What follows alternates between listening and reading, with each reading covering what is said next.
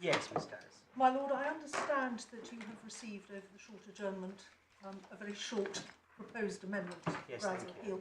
For some inexplicable reason, the email was not received by my learned friend, but I have now given him a hard copy of the amendment. Right. And you will see what we have done is to add in a proposed paragraph 2A to ground 1, arguing alternatively that the judge erred in failing to find that the only operative or effective cause of any delay was the failure to provide security. Now, of course, that's put as an alternative, because if I'm right on the question of construction, the judge is finding that there were equal causes of delay as sufficient to enable Geoquip to succeed. If I'm wrong on the question of construction, and the lack of security does have to be the sole cause, then that is where the alternative ground comes in. Now, my Lord, in support of my application to make this amendment, I would say that causation was, of course, opened up completely in the respondent's notice, and so I would have been entitled to address that topic and to refer to the material which I showed the court this morning in that context anyway. And I have to say that I was slightly surprised to hear my learned friend say that she was unable to deal with the material, because since he had put causation in issue on his respondent's notice, one would have expected that he was fully on top of the issue, and of course it was agreed that transcripts would be in the court bundle, and those bundles have been available since mid-January. But be that as it may, we are where we are. But I say there should be no prejudice in those circumstances to allowing the amendment to be made, since it was the respondents themselves who put causation in issue, and the question of what was the sole and effective cause was very much at the forefront of their respondents' notice. Well, are you content if we hear Mr. Phillips complete his submissions this afternoon, you reply, and he has the option to put in a written document on the evidence within 3 or 4 days, and you can reply to that within 2 or 3 days? Certainly, my Lord, but we would say that the timescales should be short. Should be short. Well, it will be short. For obvious reasons. It will But be short. yes, we would be entirely content with that, my Lord. Okay, good. Thank you. And we'll deal with the application for permission to amend the grounds of appeal in our judgments. Not now. Okay. Yes, Mr. Phillips. My Lord, my Ladies, may I go back, if I may, before I come to the judgment? I just wanted to go back to clause 4.5 and to the 2 requirements.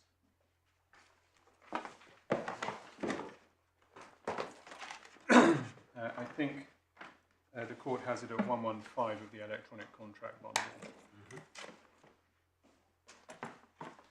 Now, the issue which I have partially addressed this morning, which I'm on at the moment, is the proper construction which is to be afforded to the last sentence of this clause. Yeah. And I made the point this morning that there are 2 separate requirements. Namely that for Geoquip to prevail on this appeal, it must persuade the court that at least a cause, and I obviously say that's not enough, but at least a cause was of delay in the performance and downtime of its equipment was the failure on the part of Tower to provide security, an obligation which we find, insofar as the contract speaks to it at all, in 10.2 of the technical and commercial proposal, and not, as my learned friend does, in clause 34, but nothing, as I understand it, turns on that. I just want, if I may, as a matter of construction, I addressed the second requirement this morning. The point that I think my Lord the Master of the Rolls put to me is that, well, and no doubt I'll get it wrong, was that if the failure to provide security was a cause, that is sufficient to get Geoquip home. And I made my submissions on that. As a matter of construction, I say that that is not enough. It has to be something in the causation landscape which is not itself a symptom of the predominant cause. But what I did not deal with this morning was the first of the requirements, which arises in the context of what is common ground between the parties namely that the contract had a settled meaning as and when it was concluded on the 19th of October. And that is the question of late delivery. And the point here, which I've set out in writing on two different places, is, and it's not a point which can be unpacked at any great length, is that given that the contract, when it was entered into, contemplated that it would not become effective until such time as there was a presidential decree extending Tower's license, it is not possible for there to be the late delivery of a facility or the other matters with which the clause deals, unless and until that presidential decree extending Tower's license is promulgated. Well, what if you waive it? Because all that was waived, my lord, was the commencement of the contract. What did not change was the meaning of the contract. Now, my learned friend could have, but did not below and does not now, seek to run a variation case. Sorry, how can you waive the commencement of the contract? What does that mean? That there was to be no the condition was, we'll come to this in clause 10.2, that there was to be no contract until such time as the presidential decree extended Tower's license. What, as it were, was brought into effect was the contract I accept in its entirety, but its meaning did not change. So the question that has to be asked is, would an objective observer, possessed of the knowledge that the parties had when the contract was concluded, have said that there could be a late delivery of facilities before the presidential decree extending Tower's license was granted? The meaning of those words was settled as at the 19th of October. And in my respectful submission, the answer to the question being posed to the hypothetical observer, possessed of the knowledge of these parties, is that there could be no late delivery of a facility if the presidential decree extending the contract had yet to be granted, purely as a matter of the construction of those words as they would have been understood as at the 19th of October. There could be no late delivery before the decree. Correct. Even if you waived the condition precedent. That is the submission that is being addressed to my lord, yes. Sorry? That is the submission, my lord, yes. Yeah. But the reason, as I hope I've been clear, is that late delivery, or delivery late, I think we all agree there's an error there, but delivery late, as it would have been understood by the parties when they entered into this contract, could not include matters which, on what actually happened, called for the provision of some facility before the extension of the presidential license. Sorry, before the extension of the license to be granted by the presidential decree.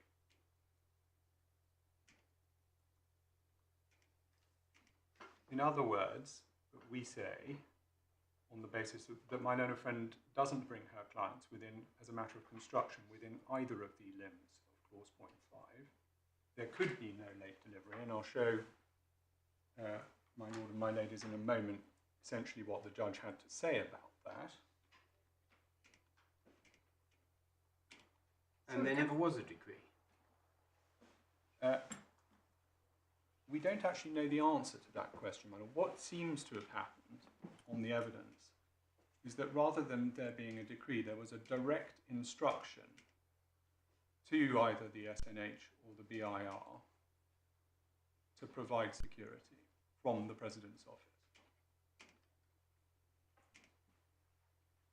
Now, Can I just ask, are you saying that the final sentence of clause 4.5 would never be engaged, whatever was not provided, in circumstances where there was no presidential decree?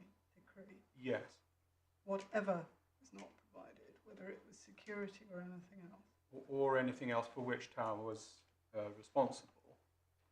And the reason for that, on the case that I addressed to the court on this appeal, is that the words late delivery were fixed as at the 19th of October,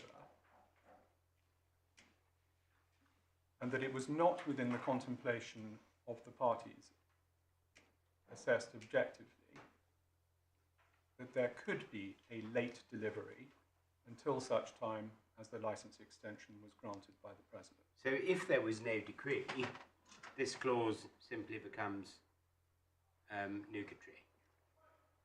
Yes, if there's no decree. It kicks in. And the judge made no finding on whether there was a decree or not. No, during the course of my learned friend's reply submissions, she gave a date to the judge. He asked her, it's in my written submissions, he asked her to come back on that. I don't think she ever did. Yes, I did. Oh, did you? Oh, well, I'm so sorry about that. I understand that she did. But as far as I'm aware, my learned friend will correct me if I'm wrong, we don't have a presidential decree. No, but it's a big thing to say that 4.5 has no effect if there's never a decree, isn't it? Yes and no. I understand the argument. Yes. But I don't. It sounds like quite a departure.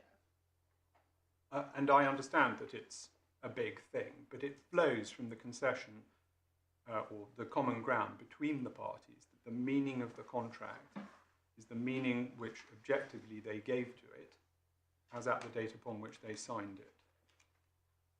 And, my lord, if I may answer it as well, the matters that were known to the parties as at that date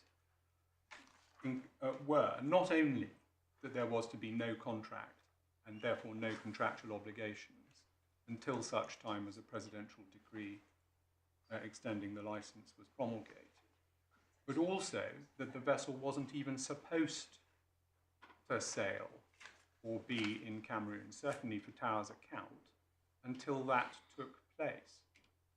And I'll come back to this point in the context of the judgment, but commercially, the responsibility for this delay, while Tower were trying to accommodate Geoquip for having brought the vessel to Cameroon early, the responsibility for this delay commercially lies with Geoquip, because the vessel wasn't even supposed to be in Cameroon, and it goes further than that, because as the judge found, and as the evidence clearly shows, Tower told Geoquip not to bring the vessel to Cameroon. So those three things, certainly the first two of those things, were known to the parties when they entered into this contract. There is to be no contract with no rights and obligations until such time as the presidential decree extending the licence is promulgated, and the vessel is not supposed to be in Cameroon. There's no obligation. I knew that. You waived. You paid the deposit, which the only proper construction of which can be that you wanted the contract to commence, knowing that the vessel was in Cameroon. And so the question is, you would say, the question is, well, that may all be right, but it doesn't change the meaning of 4.5. I do say that. It might have helped my learned friend if it was said that as a result of lifting the condition or waiving the condition to which the contract was subject, there had been a variation in the understanding that was to be afforded to various of its provisions. But this is maybe why she relied on the estoppel at trial, of course. Yeah, yes, and indeed. I mean, I can show you, Your Lordship, now. This is dealt with by the judge in his judgment. I mean, the problem with this, one of the problems with this case is that we're only seeing a very small part of this case. And I agree with that. I mean, it was argued on the basis of the estoppel, I imagine, mostly. The principal way, I think it's fair to say, in which the case was put was on the basis of the estoppel. And that's what all the evidence went to. I think there were, I can't remember by the end, but there were 6 clauses, maybe 5, that's even less, of the, or fewer, forgive me, of the contract that were also relied upon. The one that is now relied upon in this court doesn't even feature in my learned friend's particulars of claim. It's only in the reply. So this was not at the this appeal is on a matter that was really not at the forefront. Is it worth looking at how the stand-by claim was put in the particulars of claim? Yes, I'm certainly happy to do that, my lord. Your lordship and my ladies have the pleadings in the core bundle. The claim form, to which the particulars of claim are attached, is behind tab 13. Is there not an amended particulars of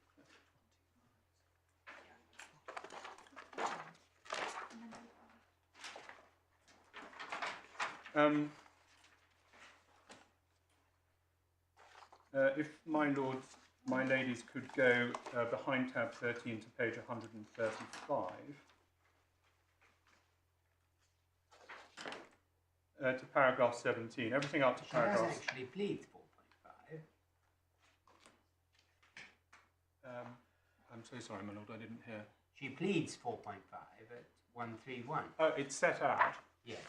The terms of the clause are set out. Yeah.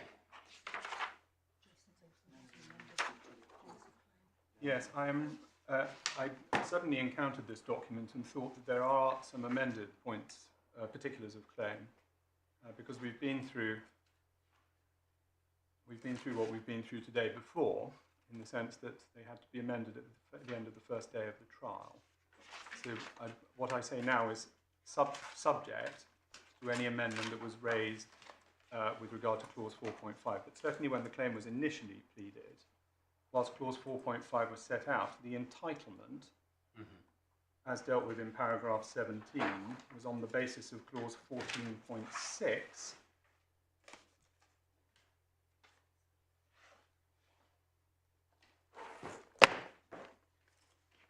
and I'm helpfully reminded, and my known friends will correct me if I'm wrong, that it was the reply that was amended, not the particulars of the claim.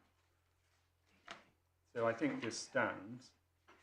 But there was the entitlement. It was asserted under clause 14.6 of the contract. In paragraph 17? In paragraph 17, my lord, yes. Now, unless I'll be corrected if I'm wrong, but I think that that was the contractual entitlement that was put forward in the particulars of the claim. But it is right that there is then reliance which is placed on clause 0.5 in the reply and defence to counterclaim. Now that, my lord, my ladies, have behind tab 15.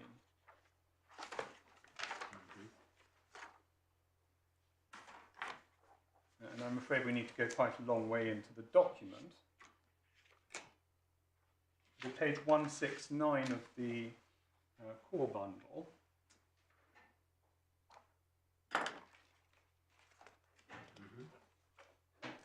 Paragraph 31.3. 3 further clauses are raised, one of which is clause 4.5.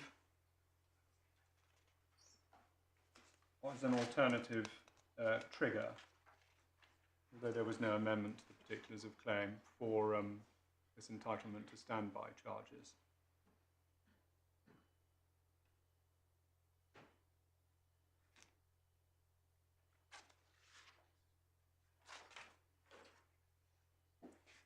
So that's how the case was pleaded.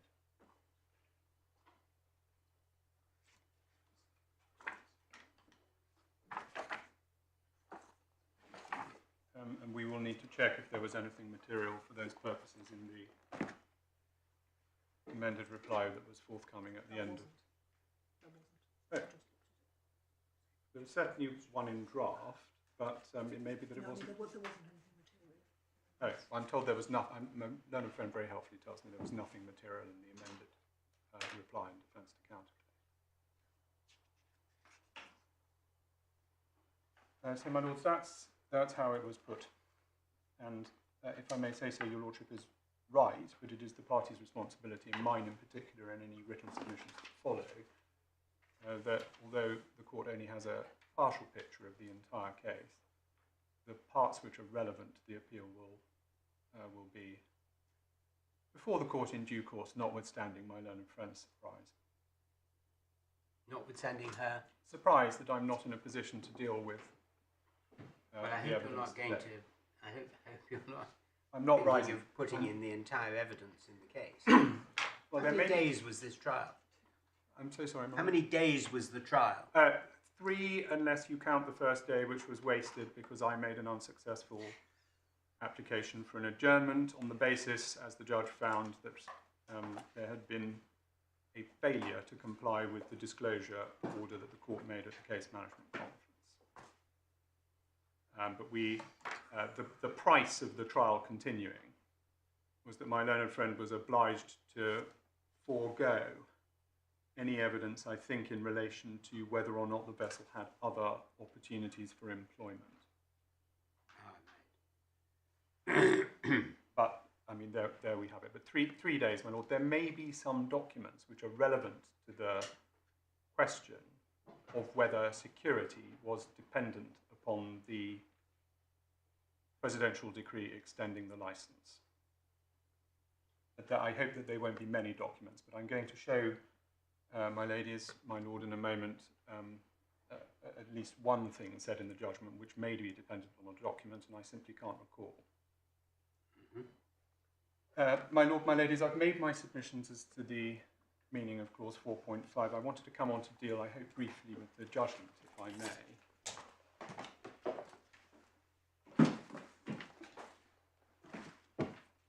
Which is behind tab 10 of the core bundle.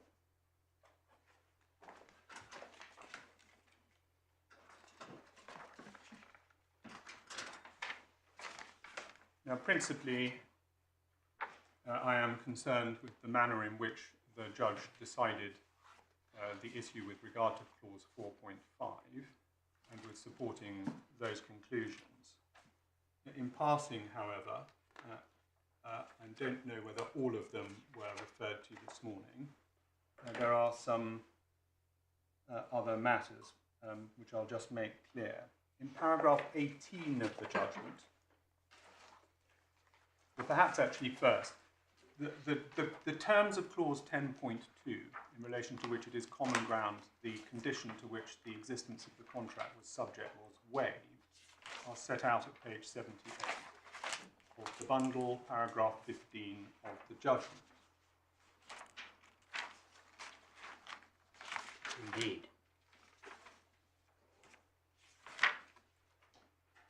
Now, I just wanted to make one point in relation to what we regard as affording the obligation or creating the obligation to provide security. And my lord, my ladies, see from the third paragraph, it is understood security vessels will be provided from entry into Cameroon waters during mobilisation, throughout fieldworks, throughout demobilisation, and exit from Cameroon waters. And the only point when that is taken with the next paragraph, the licence extension required for the site survey, is that it appears to have been contemplated by the parties, also by these provisions, that the survey could not take place until such time as the licence had been granted. And that is relevant to the question of whether the provision of security was itself a cause of any delay. But it says licence extension, not decree. No, and that's right. Now, my lord, if your lordship goes on to paragraph 18 of the judgment,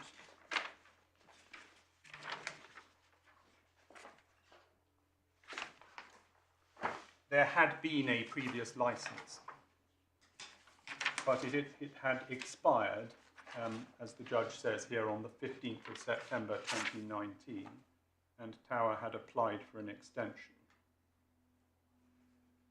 And as the judge, in our respectful submission, correctly says, that license extension had to be obtained before Geoquip could commence the contract work. Now that is an important finding, insofar as it falls to be characterised as a finding, because it means in the context of clause 4.5 that even if security had been provided, the survey could not have taken place before the presidential decree extending Tower's licence. Well, before the licence extension. Before the licence. It doesn't say anything about decrees. I agree. Forgive me, my lord, I misspoke. But your lordship is right. But the point about the licence extension, at least as far as the authorities in Cameroon were concerned, or at least as far as the SNH was concerned, is that until there was a written piece of paper or a direction of some description, the fact that the President had indicated to the Prime Minister that he was going to grant the licence or was prepared to grant the licence was insufficient for security to be provided. And the court had a flavour. I mean, all that is slightly contentious, isn't it? Yes, that's the. I will come on to deal with the evidence that I have addressed in writing and that bears on that. And as I understand it, I will need to come back in. Well, I will. We need might to come need to back go back to 12.2 of your skeleton. Yes, and I was intending to do that at the end, my lord. Yeah. Now, my lord, just in that context as well, if my lord, my ladies, go forward to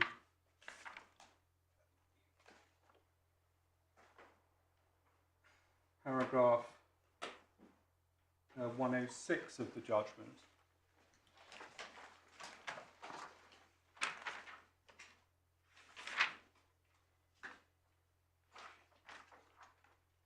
Here essentially is the place where the judge is addressing the argument in relation to clause 0.5, starting at 105, with which my learned friend takes exception. Now, I know my lord, my ladies will have read this, but it's, in my respectful submission, worth going back to it, because 106 is really the nub of it. What is the judge saying in 106?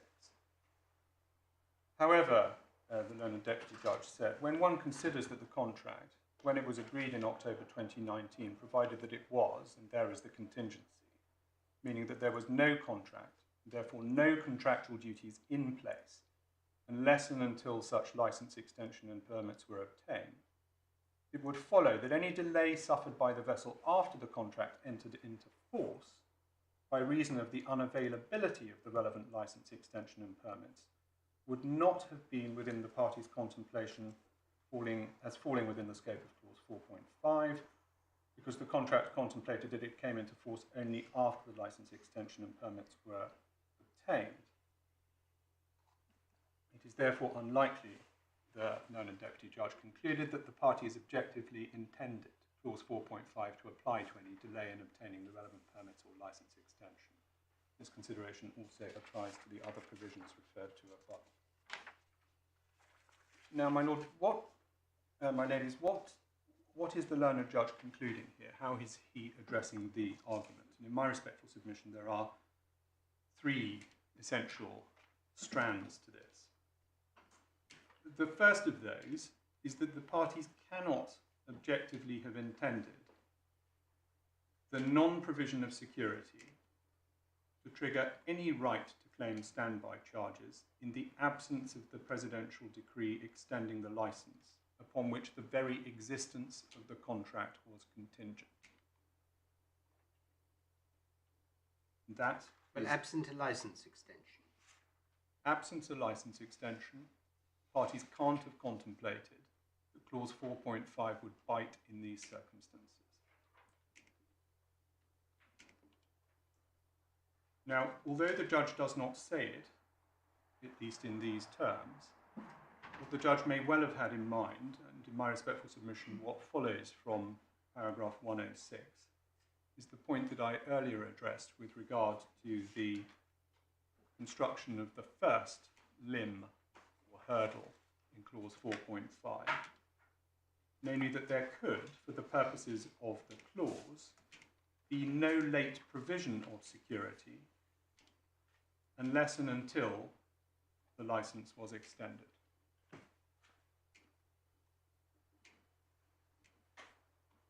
One casts, without the benefit of subsequent events, one's minds to the question of what would an objective observer, placed in the same position and with the knowledge of these parties, have concluded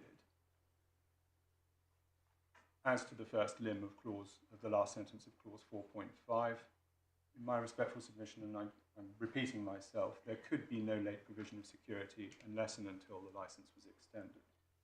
Right, you said there were three strands. What's the third one? The third, even if security was a facility within the meaning of clause 4.5, which I'll come back to, its provision cannot have been intended by these parties, or its non-provision cannot have been intended by these parties to be regarded as late, unless and until the licence extension was granted. Right, now each of those propositions begs the question of at what point is the licence extension granted? And I'm assuming there is nothing more in the contract that helps us with that. I will reflect on it while I'm on my feet, but I am not aware of anything. So, on one analysis, the licence extension could be said to have been granted when, to all intents and purposes, see Miss Dias's extracts from the evidence, it was in the bag. Well,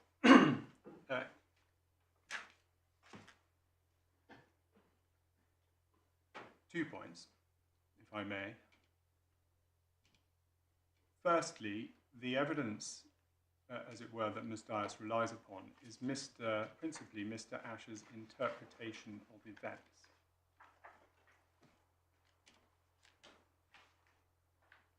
It does not bear directly on the question of what was going on inside the presidency, of what was going on inside SNH, and of whether or not, for the purposes of these construction arguments, the licence extension either had been granted or, as my lord puts it, was in the bag. I think that was an expression used by somebody else. Forgive me, my lord. It's a pithy description, and no doubt correct. So that letter that we were taken to, that said, "Dear all, as most of you know, the Minister approved our licence extension on Tuesday." I think that was a mistake. What happened? Oh, well. The Minister's letter was signed on Tuesday specifically to allow the authority to be given to perform the survey work. The letter is not in the bundles before this court. My recollection is that the letter turned out not to be enough. In other words, it was misconstrued. I think my learned friend very helpfully I think it was in French. I think my learned friend very helpfully translated it to the judge at some point in her submission.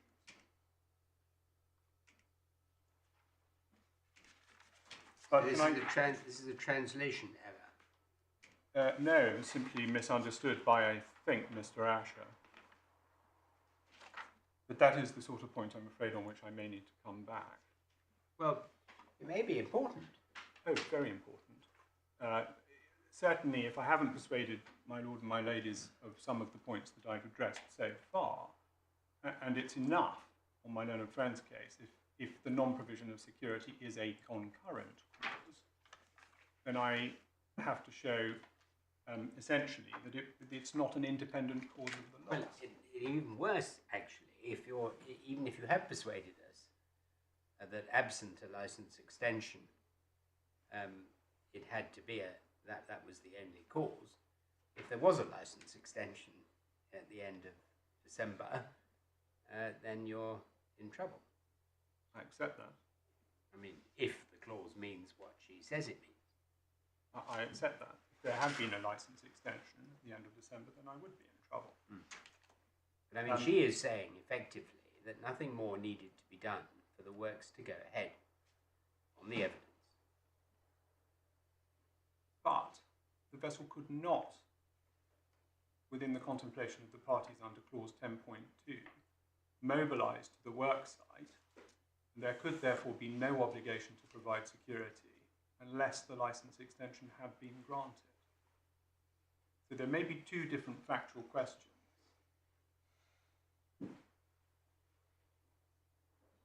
Was it in the bag and or had it been granted? And was the non-provision of security itself entirely dependent upon either of those having happened? And I appreciate, of course, you haven't had an opportunity to go through the transcripts, and I know you're going to do that. But further on in the evidence, you were taken to when the letter was analysed. The evidence was the minister's letter was signed on Tuesday specifically to allow the authority to be given to perform the survey.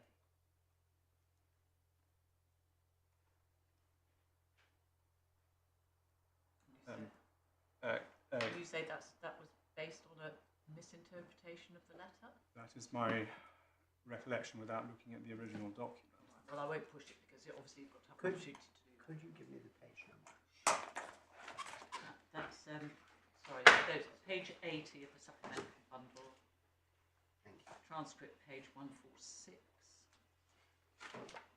Yeah.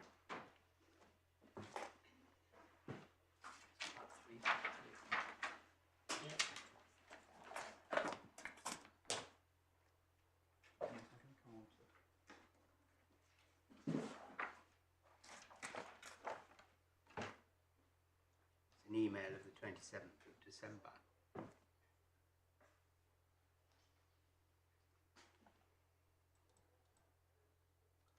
Can I deal with the evidence that I did set out in No, as writing? I said, it's No. not fair to expect you to No, respond my to lady, that it's now. entirely fair, and I wouldn't want it to be thought that I hadn't read the transcript. It despite my never learned occurred to me friends' that you point. hadn't. It's just inevitably one focuses on what you're looking for as you read through transcripts. Well, I focus on the case that I understood to be advanced against me. Yeah. Now, I don't need to deal with what we dealt with in writing at 12.21, because I have either made the point, or certainly I think my ladies already have it, that the provision of security to the vessel when she arrived in Cameroon is neither here nor there for the purposes of a finding as to whether or not security was available for the vessel to proceed to the survey site to perform the work which was contracted for. So I'm not, if I may, going to deal with that. But, and this does, as it were, undermine the submissions that are addressed by my learned friend, there is this incident on the 15th and 16th of January, when, having obtained security from, I think, the Cameroonian Navy, the vessel was immediately ordered, or not immediately, in fact, a day and a half later, was ordered back to port. And she was ordered back to port. She was ordered back to port because, of course, there was no, as far as SNH were concerned, there was no presidential decree in place extending Tower's license. Now, the consequence which flows from that, in my respectful submission, not on the basis of Mr. Asher's speculation, but on the basis of the facts, is that the provision of security is not itself an independent cause of delay and downtime in Geoquip's equipment for the purposes of clause 4.5. The cause of the delay and downtime is the absence of the presidential decree. The non-provision of security is, as I put it at the outset of my submissions, purely a symptom of the absence of the presidential decree. Now, I just want to unpack both of the references in this subparagraph, if I may. The judge dealt with this at paragraph 57 of his judgment behind tab 10.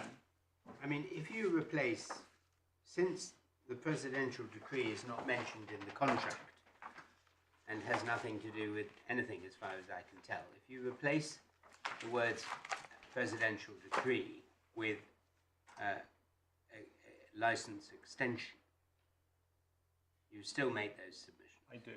Yes. I think, I mean, the formal decree itself, insofar as one can tell from the evidence, was what was required for the license extension. But there was an alternative solution, which I think was that which eventually transpired, which was that a direct order could be given to the SNH by the President's office for security to be provided to the vessel so that she could perform the survey work. Could I clarify, that direct order obviously isn't as such a license extension. Do I understand correctly? That is my understanding. The actual form of something that would be a license extension would be a presidential decree. That is my understanding.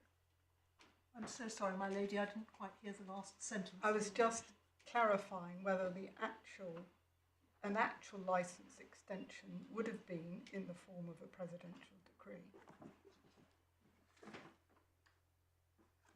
Or might have been, or could have been, or had to be. And if so, why? And what did the judge find about it? Nothing, my lord. I don't think. I mean, this does seem to me to be increasingly important because everybody talks about, as if they are synonymous, a presidential decree and a license extension. But now it's obviously, A, they're not obviously synonymous. B, it appears there never was a presidential decree and yet the work was done and security was provided.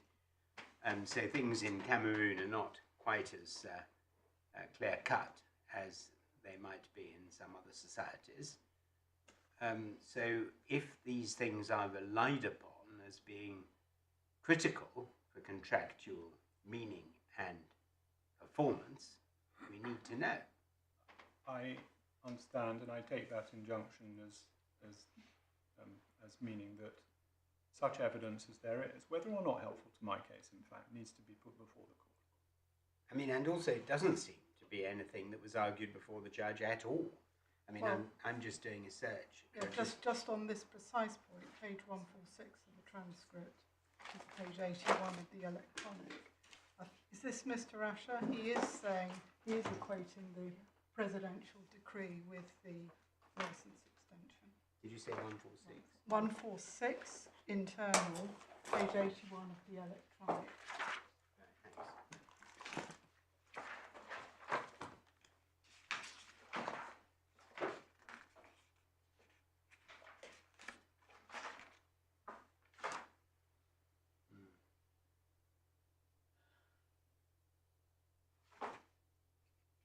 There was something called an ATN permit.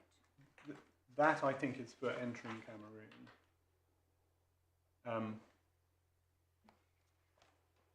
If your lordship goes to Mr. Asher's statement at 158, the ATN is the importation permit. It's paragraph 22. So there has to be a permit to get the vessel into Cameroon. Part of the problem, I think, was that had to be applied for retrospectively after she arrived somewhat unexpectedly. But I don't want to go back to the 12.2.1 of the skeleton argument. But that's the position, I think. Okay. Now, my Lord, I was going to take my Lord and my ladies to paragraph 57 of the judgment, where the judge deals with this incident in mid-January.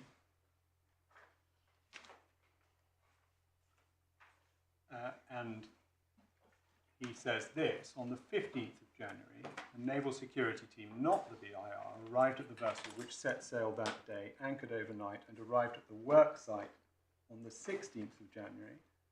However, the BIR received orders to require the vessel to return to port because SNH had not seen the presidential decree granting the license extension.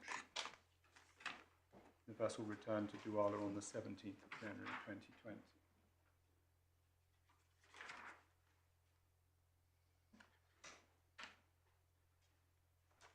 Now, this is also dealt with in Mr. Asher's witness statement, paragraph 38, behind tab 5 of the supplementary bundle.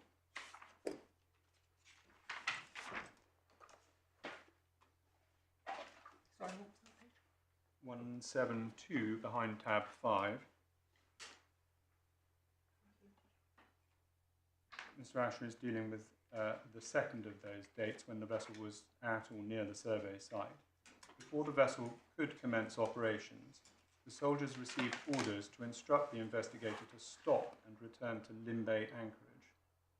Monsieur Dairu, that is Tower's representative in Cameroon, immediately spoke to the Prime Minister's chargé d'affaires. Within a few hours, we had established that an unidentified individual within SNH had given the order to BIR to intervene with the Navy to terminate the operation because, he said, SNH had still not seen a formal presidential decree authorising the work.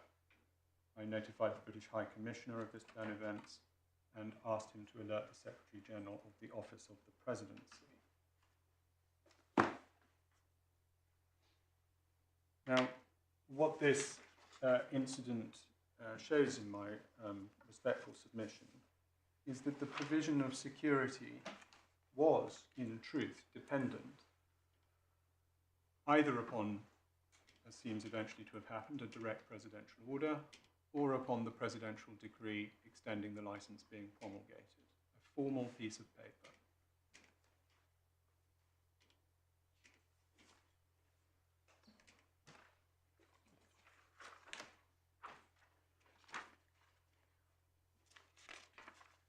Well, what if it was, let's say there was a misapprehension, and let's say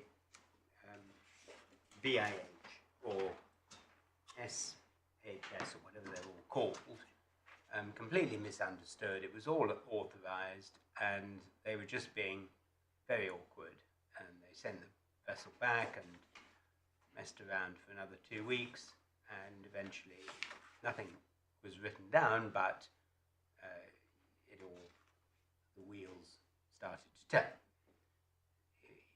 And assuming that the construction of the clause is as Miss Dyer says, do you have to pay standby charges?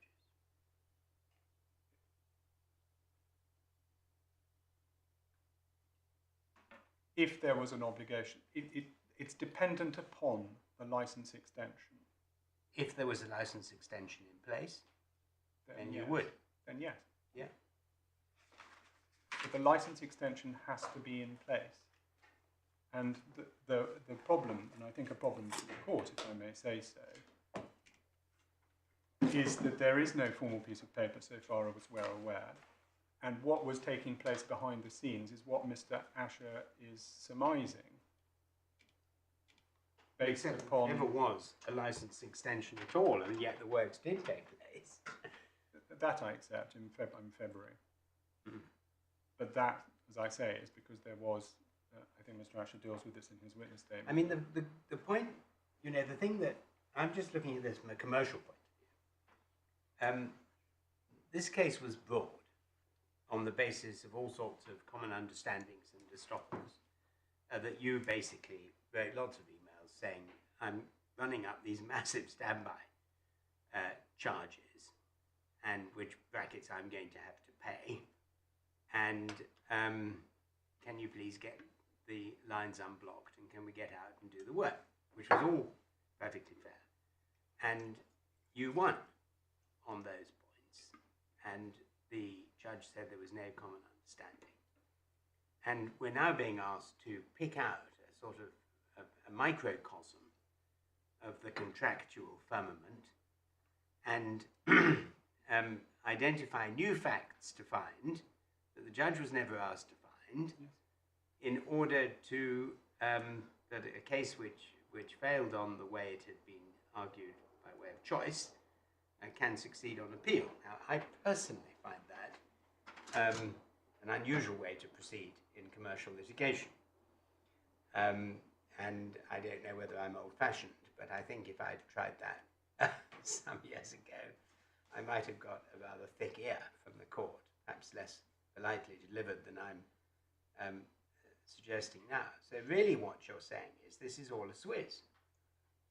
They've lost the case, and now they're trying to come back to get some more facts to reconstruct from a case they didn't argue before a new way of putting it. And even if they're right, they shouldn't be able to succeed. But how do you put that as a matter of legal submission rather than sort of it's a Swiss?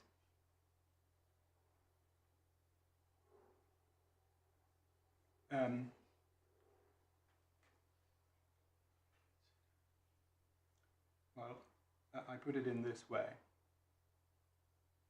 The court has to analyse, Swiss points apart, the court has to analyse the contract and what it means.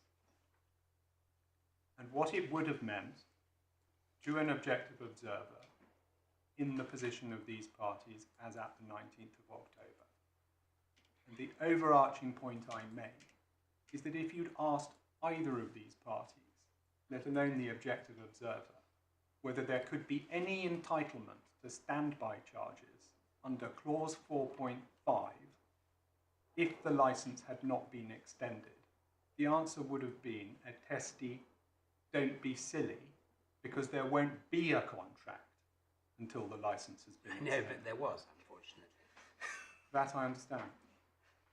And so, although that is attractive, and you know, let's assume for the sake of argument correct, it doesn't necessarily answer the question about now the court being asked to determine that the licence extension, in effect, was irrelevant to what happened after the end of January, after the end of December, because it was in the bag. And I thought you were going to say, and I understand you're going to continue to make the submissions in your skeleton, but I mean, I thought you were going to say, actually, she can't legitimately raise a factual appeal. Well, that I do say. Forgive me if I haven't been clear. I haven't agreed. No, I'm not. No. Not only to the amended grounds of appeal, and this is not our first rodeo here, as it were, but it seems to me that there are all sorts of findings that my learned friend might have sought had this case been run in the way in which it is now being run before the judge, which are simply not addressed in the judgment. And in fact, were not the focus, if I may say so, of cross-examination, which was directed at establishing that there was a common convention between the parties that standby charges could be claimed for. And that is, well, I don't want to describe it as a Swiss, that's unfair. My learned friend has her instructions and she's entitled to put this, given the way in which it comes before the court, and only the first ground. What she is doing is a Swiss. It's what the outcome would be a Swiss if they managed to succeed, is what you would be saying. Yes. And what troubles me is that there are multiple ways on which this case is put. One way we've just really introduced this afternoon, it wasn't in Miss Dias' submission, is that the licence extension actually occurred in proper construction of the contract before January. Another way is to say, well, even if it didn't occur, the judge was right to find concurrent causes, and the way you construe 5.4 is to mean that they succeed simply on that basis, and that's all premised on the fact that the license extension was not the dominant cause, to use that shorthand. And it wasn't the dominant cause, and you come back in a big circle. It wasn't the dominant cause because actually it was already in the bag before you got to January. And so whichever way you put her argument, she does need, I think, to persuade the court that it can be satisfied that the license was in the bag in some way. I agree. And you say, do you? I mean, I'm just speculating, but you say, well, that's not what they said before. I certainly say that. I mean, I was going to come back to this, but the way in which the case was opened was that the provision of security was dependent upon the license extension. And if we're using terms like sleight of hand, which we...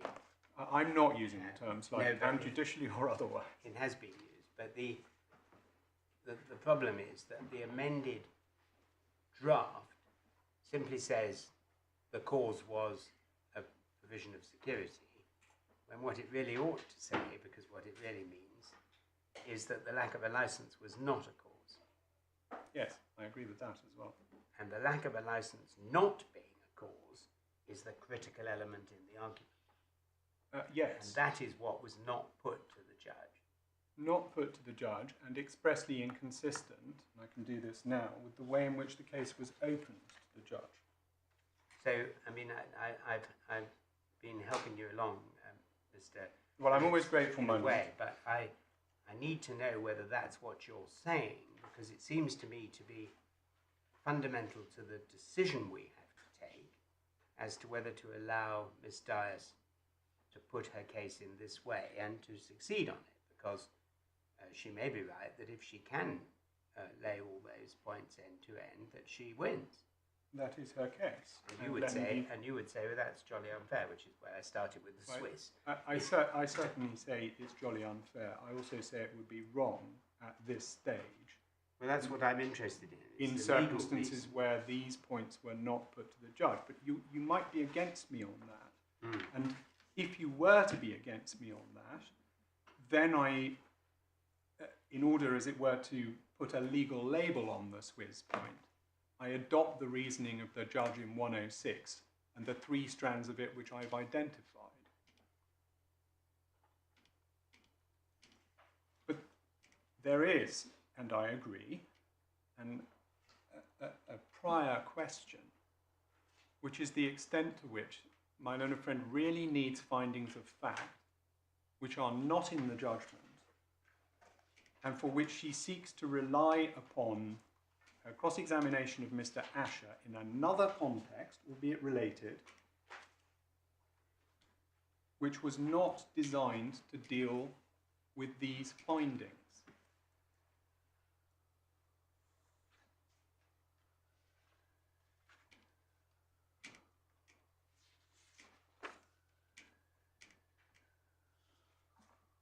Are there cases where the Court of Appeal has said, you can't run this appeal, having given permission for it, by the way, you can't run this appeal because you didn't put it that way to the judge?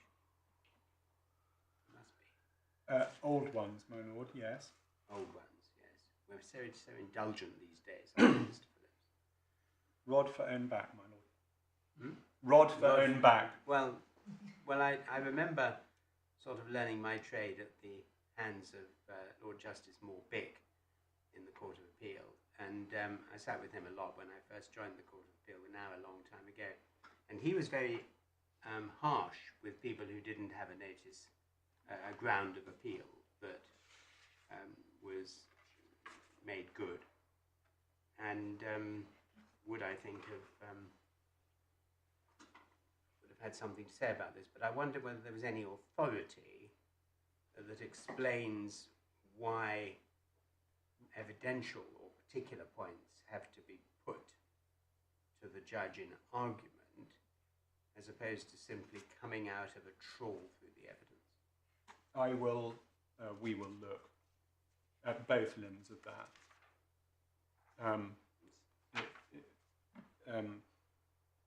If we may. I wanted, if I may, just briefly to remind the court of the way in which the case was opened. It's not entirely clear to me whether the case had changed by the time it was closed, but at the time that it was opened, my learned friend was clear that, at least as I understood the submissions that she was making, essentially I understood it to be common ground, that security was dependent upon the presidential decree extending the license. Could I just try to make that good? And I hope I'm not being unfair. By taking my lord and my ladies to day 2, which despite its numbering is actually the first day, the day on which the case was opened. Because day 1 was the adjournment. Day 1 was my failed adjournment application. And indeed sorting out whether or not we could be given, which we were told we couldn't be, the discovery, the disclosure which had been ordered and not provided. Through an oversight, not a deliberate error, I should make clear. Day 2, my learned friend is opening her case at page 34.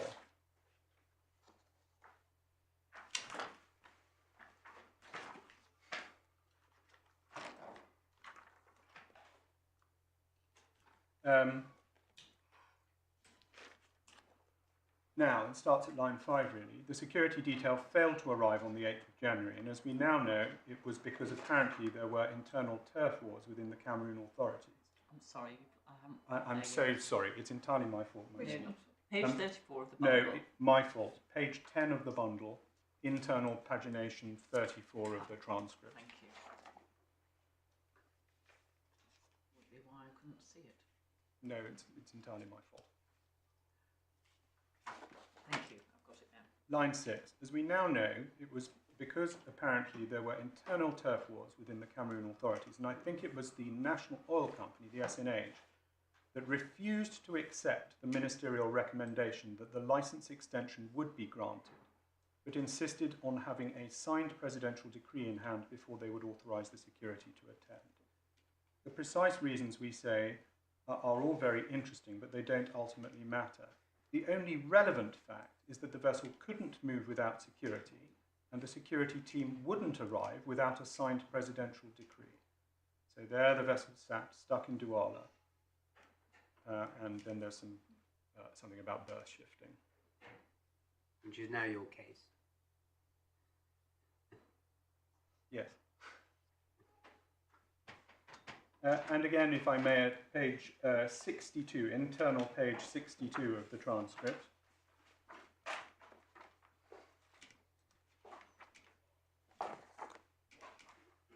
Sorry, could I have the bundle number again? Yes, I'm so sorry. It's page 17 of the bundle, of the supplementary bundle, internal pagination 62 of the transcript.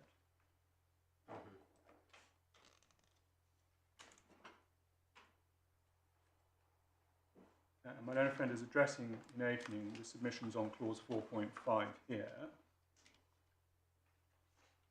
And she says, we say that security is a company provided services, well, it's now said facility. The license extension is a company provided facility to enable the work to be carried out. So we say this is Tower. Tower is responsible for the standby in the event of delay under this clause. And of course, the entirety of the delay was due to the inability to provide security, which in turn was due to the lack of the license extension. Now, putting that in causation terms, what in my respectful submission my learned friend was correctly saying is that what is, if I can use the term from insurance law, the dominant cause of the delay is the lack of the license extension.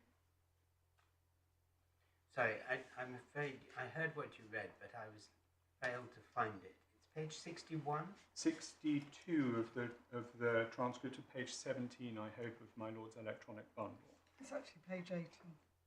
Forgive me. Page 18. Yeah, page 18. I've got that, but which line is it? 8 to 10, my lord, page 62. And of course, the entirety of the delay was due to the inability to provide security, which in turn was due to the lack of a license exception. Sorry. Now Yeah. that's Thank you. That's how the case was put to the judge.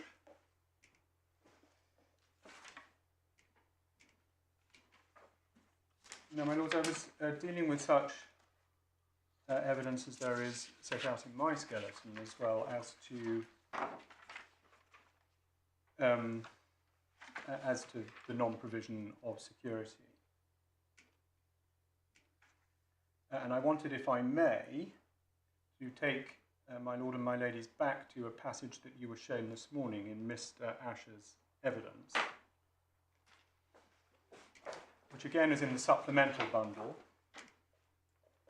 page 81, so it'll be 82 of the electronic bundle, I'm assuming.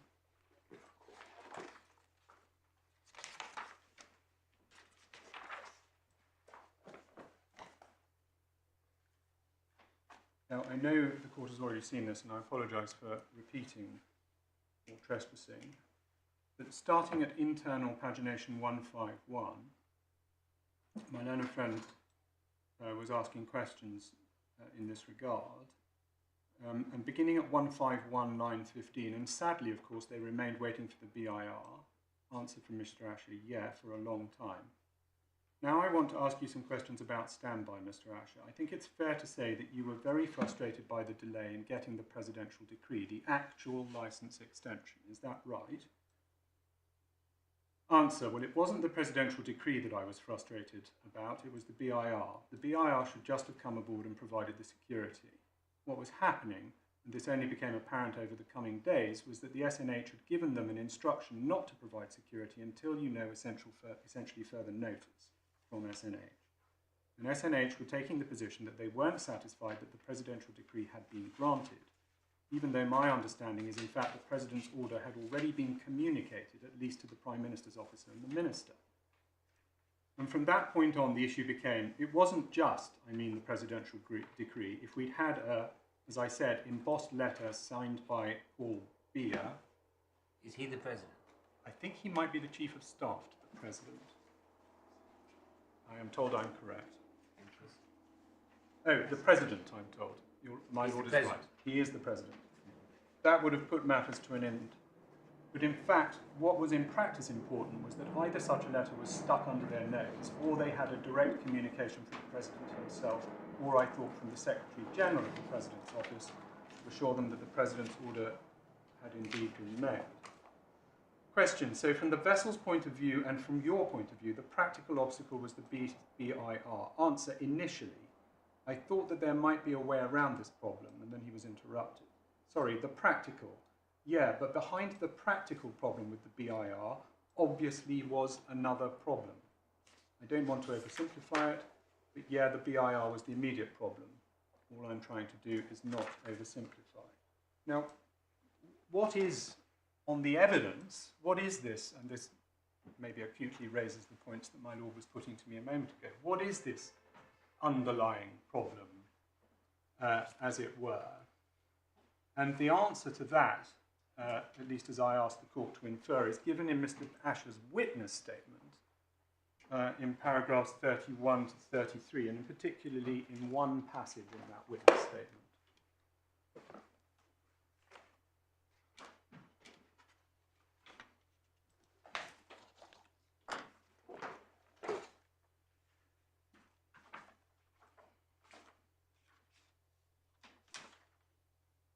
Now it's paragraph 33, page 170 or 171 of the supplemental bundle, beginning at the fourth line. I also believe that the fundamental issue at that time was the absence of the formal decree granting the license extension, as it was the essential precondition for the contract itself. Though I was very frustrated by the approach of SNH and the BIR, in insisting on seeing this document in contrast to the more laissez-faire approach of the ministry, I also understood that the decree itself was the operative document, and that this was why I had originally made our contract subject to that document being issued. Now, the problem to which Mr. Asher was hinting in his cross-examination, it can be inferred, was the problem that there wasn't a formal presidential decree extending the license. Well, except he didn't make the contract subject to the decree. He made it subject to the license extension. And there is no contractual documentation that we've been shown about the mechanism by which a license extension is granted, except this evidence here. I agree. So, effectively, if we're going to determine what license extension meant and when it happened, we'd have to have another trial.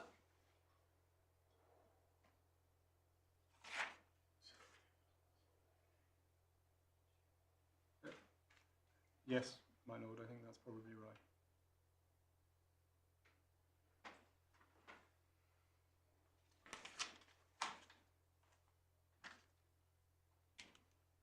Lord, the other strand that I relied upon in writing to this was what actually happens when the survey goes ahead. And that is that there is, at least according to Mr. Asher's evidence at paragraph 55 of his witness statement, there's a meeting between the British High Commissioner and the Secretary General to the Cameroonian Presidency. And either, which appears not to have been the case, the final form of the presidential decree was signed or something of that nature, or there was a direct presidential order on the evidence given to SNH and the BIR whilst that was done. Now this is paragraph 55 of Mr. Asher's witness statement.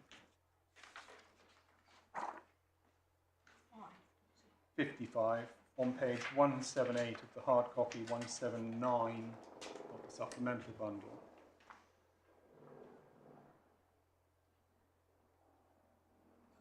And I'm not going to read it out. My lord, my ladies can read what is there said.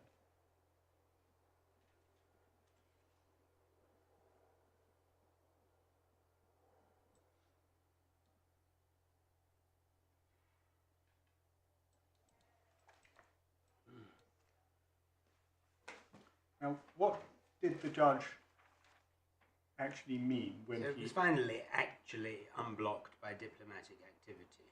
Yes. And the evidence on which there was cross-examination for the purposes of estoppel is that the British High Commissioner was involved from quite an early stage to try and unblock this roadblock. I just wanted to read, I should have made this point earlier when your lordship put to me the commercial points, perhaps the swears. I did make the point earlier, and it remains the case, that commercially the responsibility for this delay is Geoquip's. And the reason for that is there wasn't supposed to be a contract, and they were told not to bring the vessel to Cameroon, and then they did that. So surprising was that she arrived in Cameroon, to the great upset of the BIR, without any security at all. But commercially, where does responsibility for this delay all arise from? It arises from Geoquip's ignoring of the contract terms and disregard for the client's wishes that the vessel should not come to Cameroon at all. Now that doesn't, of course, carry me very far, if anywhere, but it does answer the points that my learned friend did make in her skeleton argument, that it's very unfair that the effect of the judge's judgment is that this asset of Geoquip's sat around in Cameroon not earning any money, because she shouldn't have been there in the first place. Except the real nub of this case is the legal effect of what happened after the 30th of January, or 29th, after the 29th of December when you paid the deposit. I accept that, and it wasn't focused on in the judgment, really. It is not focused on in the judgment, and indeed the judge, I think, merely records a paragraph, somewhere around paragraph 108, that it was common ground, that the contract had become effective by not later than January. And I made a concession this morning that the conditional nature of the contract ended Yep. on the, I think, the 29th Payment of of December. deposit. But none of that, of course, would have been necessary if Geoquip had abided by the terms which they'd agreed.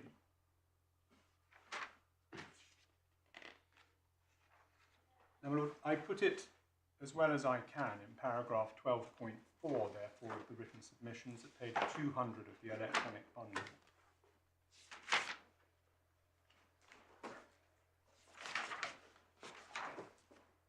In the first sentence. And I'm just going to read it out. To the extent that the judge intended to find, and then one did find, and one can ignore the subclause, that the delay to the vessel was caused equally by the absence of the presidential decree and by the absence of security for the vessel, independently of the missing decree, his conclusion in my respectful submission cannot be supported on the evidence, because that evidence, which I have sought to unpack, indicates precisely the opposite.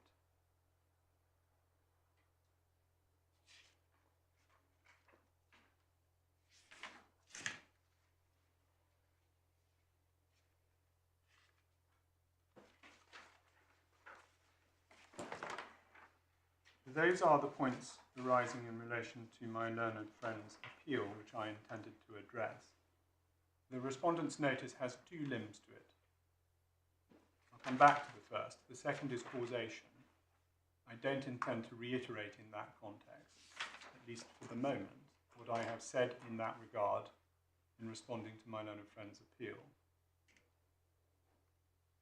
But I do need briefly to address the question of whether facility within clause 4.5 is sufficient to embrace the provision of security services, which the judge either held was the case, or that he would have been prepared to hold was the case, had it been material for his conclusions.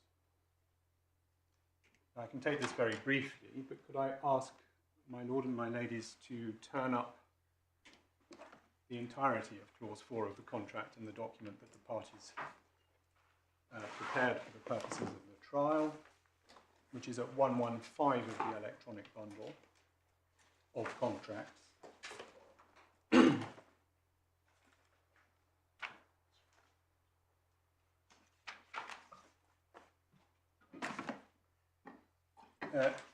Now, the question is, what does the word upon which my learned friend relies in the penultimate sentence of clause 4.5, what does the word facilities mean? Or services? She doesn't rely on services, my lord. What she did is an alternative.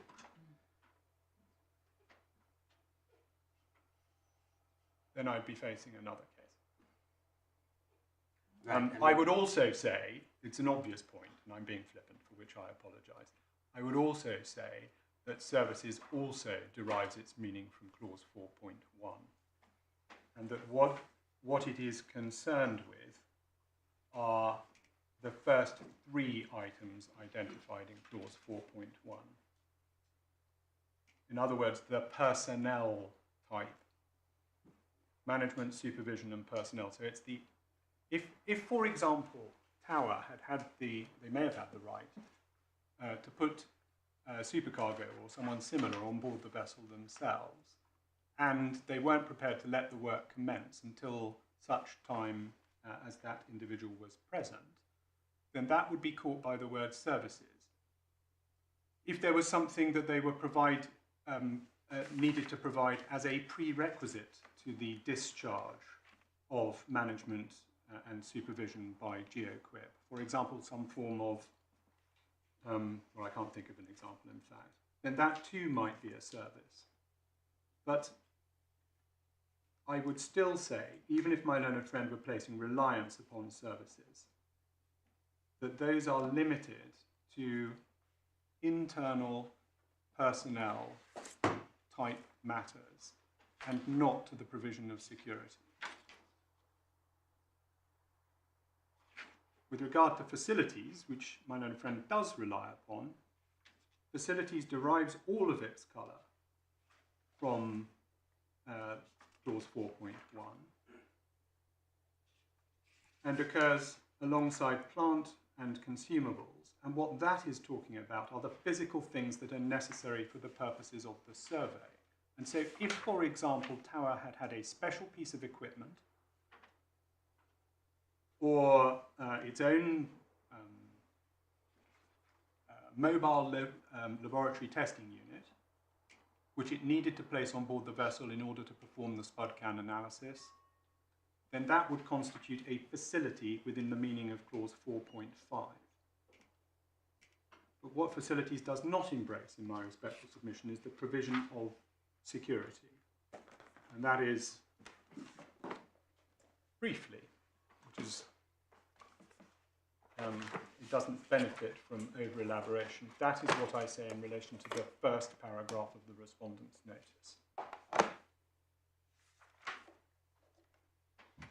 My lord, my ladies. Just the point that you were saying about service, I knew I'd seen it somewhere. It was in the reply. It is in the reply. It was below, at one stage in my learned friend's closing submissions, relied upon. But this appeal, as the grounds of appeal and the skeleton argument make clear, says that it's a facility. I say not so.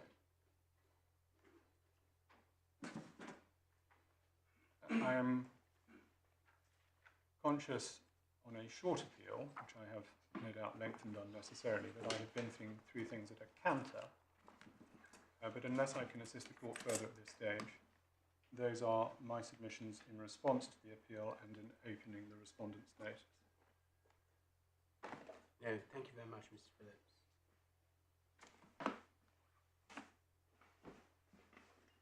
Thank you, my lord, my ladies. Well, hindsight is always a wonderful thing, and I defy any advocate to presenting an appeal not to think that they could have perhaps presented the case at first instance in a slightly different or better way, having seen the judgment and the way it was formulated. But cases do have an unhappy habit of growing like Topsy and developing. Perhaps, may I start just by clearing a bit of wood out of the way? My learned friend continues to place reliance on what he terms the commerciality point, that none of this should have happened if Geoquip had simply obeyed Mr. Asher and kept out of Cameroon until the licence extension had been granted. And I've really touched on this in opening. Yes, Mr. Asher did say not to move the vessel until the extension had been obtained, because obviously he didn't want to have to pay the deposit before he was obliged to. But as I said, he can't dictate what the vessel can and can't do. The contract hasn't come into force, it's Geoquip's vessel. They can do what they like with her, and they needed to carry out maintenance. And it seemed sensible, in view of the prospective work in Cameroon, to do it in Cameroon. And of course, they always accepted that this was at their risk and expense. But the point is, which the Master of the Rolls has touched on, the fact of the matter is that Mr. Asher did cause Tower to pay the deposit, did agree to waive the precondition, did agree that the contract should come into existence. So whatever might have been the case if he'd refused to pay the deposit, he did. The contract came into existence, it was accepted that it came into effect in accordance with its terms, and that really is the end of the matter. Commerciality doesn't enter into it. If the contract then renders Tower liable for standby, it renders Tower liable for standby charges. So that's the first point on commerciality. Perhaps I could just briefly address the point my learned friend was just making as to the scope of clause 4.5 and whether or not the provision of security was a facility. As your ladyship rightly observed, our pleaded case was always that provision of security was a facility and or a service.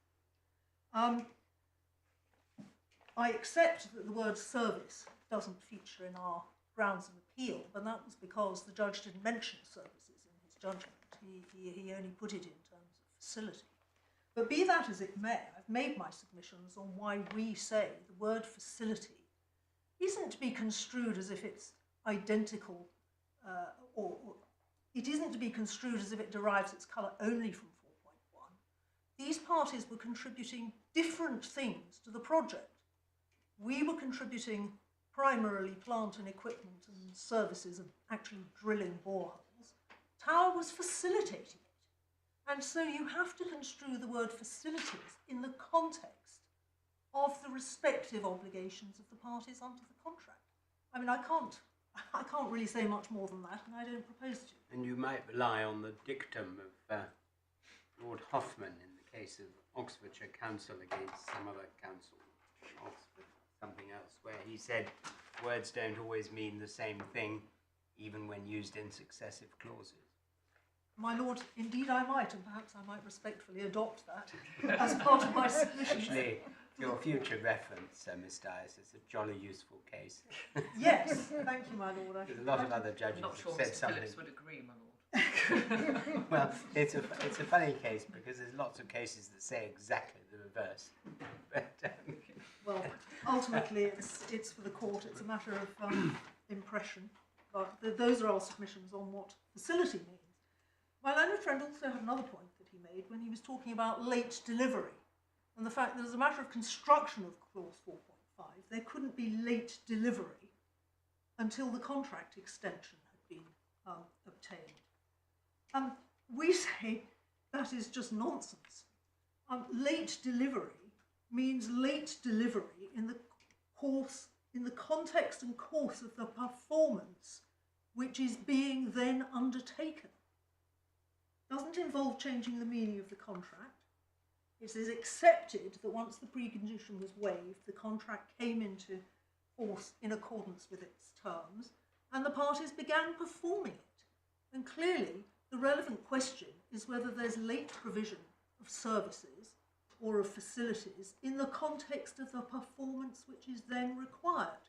The parties having agreed that the vessel should depart for site on the 8th of January, if the security didn't turn up, there was late provision of the security.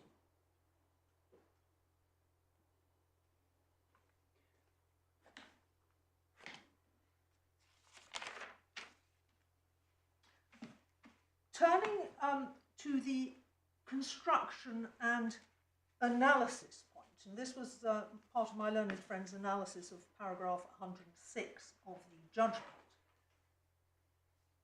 And he submitted that what the judge was saying had three strands. This was his three-strand submission. And the first strand was that absent the license extension, the parties cannot objectively have intended the absence of security to trigger any entitlement to standby charges. All I would say is that this brings us back to the analysis point that I referred to in my opening, that if the license extension wasn't granted, the contract would never come into force. There would never be any question of the parties having to have any intentional contemplation as to whether clause 5 applied or not. There simply wouldn't be a clause 5. And likewise, if the extension was granted, then it would likewise be a meaningless question because the extension having been granted couldn't cause any delays. And clause 4.5 would then just apply in its terms. And we say it's exactly the same, whereas here the parties waived the precondition. So the precondition aspect, the fact that the license extension was a precondition, falls away. You're just left with the terms of the contract and absolutely no reason not to apply clause 4.5 in accordance with its terms. So we say the judge was wrong to find that the parties objectively intended in the circumstances of this case that the absence of security would not trigger an entitlement to standby. We say that the objective observer, as at October 2019, would simply have concluded that in the event the contract did come into force without an extension having been obtained, clause 4.5 should simply apply according to its terms.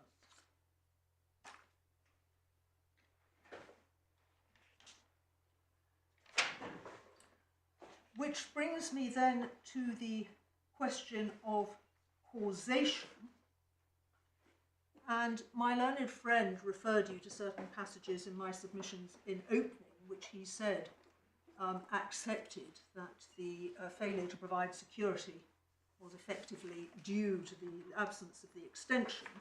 And I don't know if you wish to turn those up, and I do accept that it could have been better expressed, but what I say that I was intending to do there was to reflect what was happening on the ground and the reasons that were being given. So we have the SNH saying we're not going to authorise security until we've seen the decree. And in any event, when we get to my closing submissions, I would invite you to look at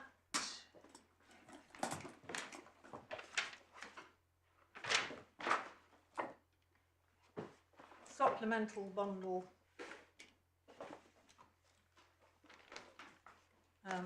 page 107.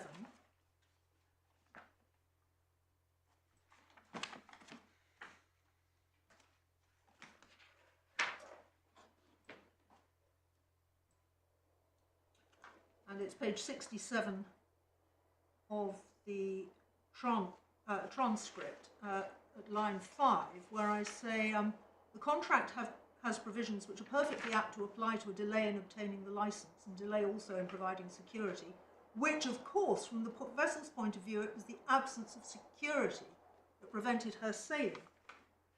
Likewise, on the following page of the transcript, so the same page of the bundle, I think I make the same point, that it was the delay in providing the security from the vessel's point of view that was causing the delay. And there are several other passages as well, including, forgive me,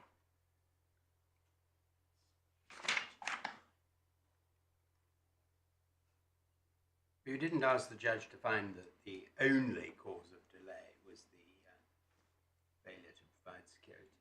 I accept that I didn't in terms invite him to make the finding that it was the only cause of delay.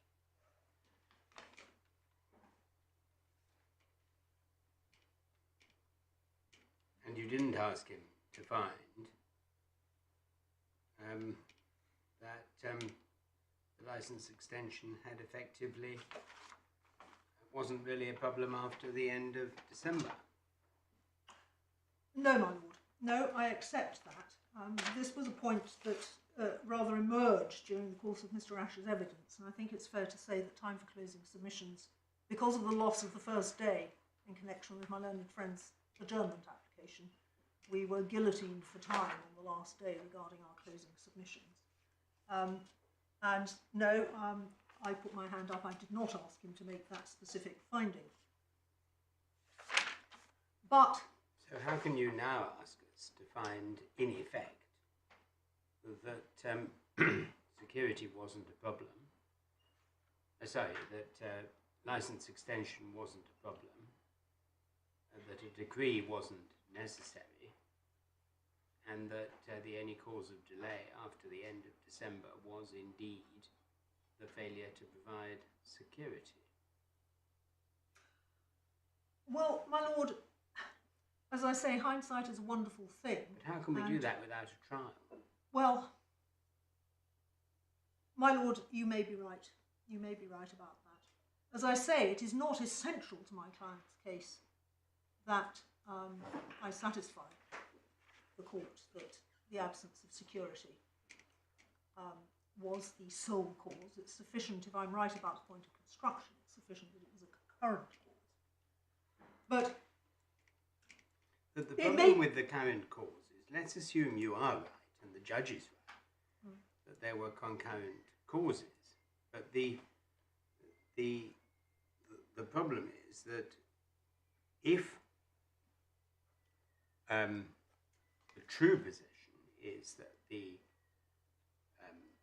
licence extension wasn't a problem, yes, then it's obvious that that the absence of security could properly be said to be an operative cause. yes, But we can't decide whether Mr. Phillips is right to say that the only reason why the security wasn't provided was the absence of a decree, without deciding not only what a license extension means, but whether a decree was required at all, whether it was ever granted for that matter, and what precisely happened in relation to the period from the 29th of December until the diplomatic meeting on the 30th of January, none of which we've been asked to, any judges really decided. No, That's the problem, I think. But of course, Mr. Phillips has raised this in his respondent's notice. I mean, he has put forward a positive case that the judge erred in failing to find that the absence of the decree was the sole operative and effective cause. So yes, but you can't win an appeal on the basis of what he's put in his respondent's notice. You have to show the judge was wrong in some way. Yes, well, in showing that Mr. Phillips's submission is wrong, I necessarily show that the judge. No, I mean, all this actually goes to the question of whether you should be given permission. Yes, I follow that. To amend. I follow that. That's what it really goes to, as to whether fairly we can. I mean, you may make another submission. I don't know. You may say, well, even if you don't give me permission to amend, you should order a retrial. But I mean, I don't think it's a anybody. big submission to make. No, my lord. But the submission I certainly am entitled to make in the context of there being, of it not just being the licence extension, is the fact that it all comes back to the question that it was the SNH's unwarranted interference and insistence on seeing a decree for themselves, which was what seems to have been preventing the provision of security, which was otherwise lined up to go. And this again is a point the Master of the Rolls made. Does it matter what reason SNH give? They have no contractual status in this contract. They could say they were refusing security because they had a message from the man in the moon. Yeah. And the fact that they decided they wanted to see a presidential decree is neither here nor there, either factually or legally, and I hope I covered that in my submissions this morning. No, it's neither here nor there. If you're right in saying that the real blockage was not the presidential permission, not the licence extension. Well, so far as the evidence goes, there still doesn't seem to have been any formal grant of a piece of paper or a decree. But again, as your lordship pointed out, we know that the survey did take place because an instruction was issued from the presidential office to the BIR to get off their backsides, if I can put it colloquially, and provide security to the vessel. And this, my lord, my ladies, may be the short answer to the whole point. It is accepted that it was the obligation of Tower to provide security. That was an absolute obligation. There was no restriction in the contract as to how they were to set about providing security. It was completely up to them to do it. And if they were able to achieve the provision of security by procuring a direct instruction from the presidential office, then that is what they should have done on the 8th of January. They failed to do so. It doesn't matter to us what they have to do to provide security. The fact is, they didn't do it at any time from the 8th of January until the end of January, when apparently it did become possible. And there was absolutely no evidence adduced by Tower to suggest that it was impossible for them to provide security by any means other than through the BIR. So we say it was their obligation to provide security, up to them how they did it. They clearly managed to do it. They should have done that much earlier. There was delay through their failure to do it until the end of January, and that's the short answer.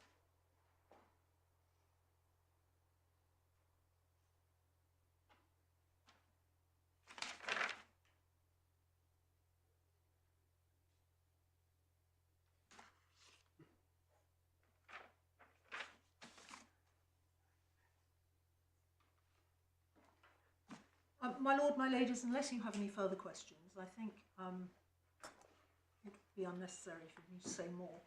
I did say at the outset that I was prepared to make a speaking note available, and I don't know if that would be helpful because it just has the transcript references that I referred to. And if my learned friend is going to have the opportunity to put in written submissions, he might find it helpful to have something to respond to in that sense. Right, well, it's now Thursday. I'm conscious of Mr. Phillips' other commitments. How long do you want for your written submissions, Mr. Phillips?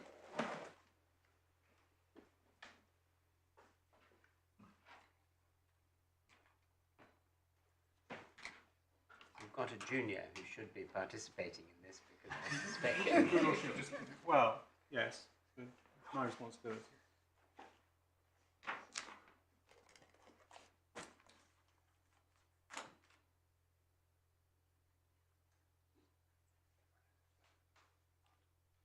Can I say that I'll try and get something to the court by the close of play on Monday? Right. Or Monday 4:30 p.m. And what do you want, Miss Dallas? Wednesday, my lord? Yes, that's fine. Okay. 4:30 Monday, 4:30 Wednesday. That's good. And can we make sure that we are economical in these submissions? Yes. And do not raise many new points, but you are permitted, Mr. Phillips, to say anything you want to say about the application for permission to amend the notice of appeal, and you're permitted to reply on that,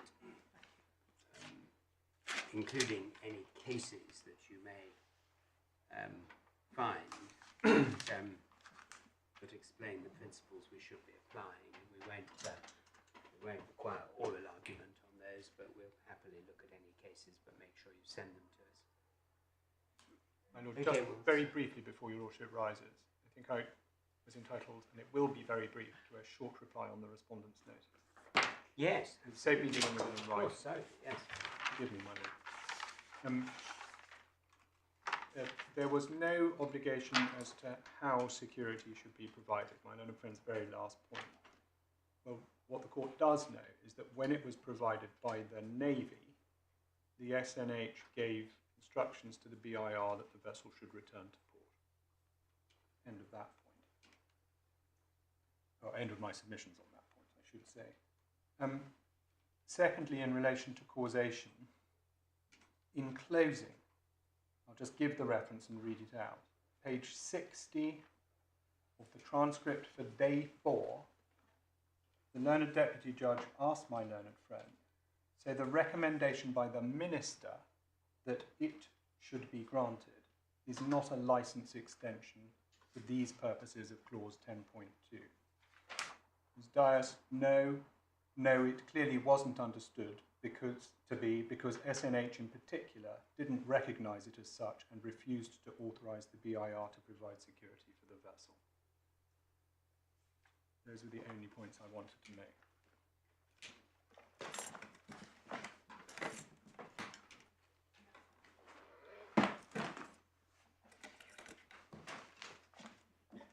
Right. Well, thank you both very much, and your juniors and solicitors.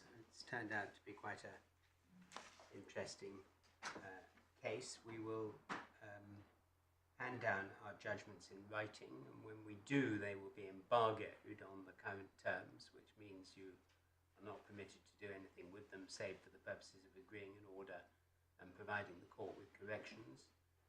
And as for costs and consequential directions, please agree those, and if you can't agree those, we'll determine them in writing.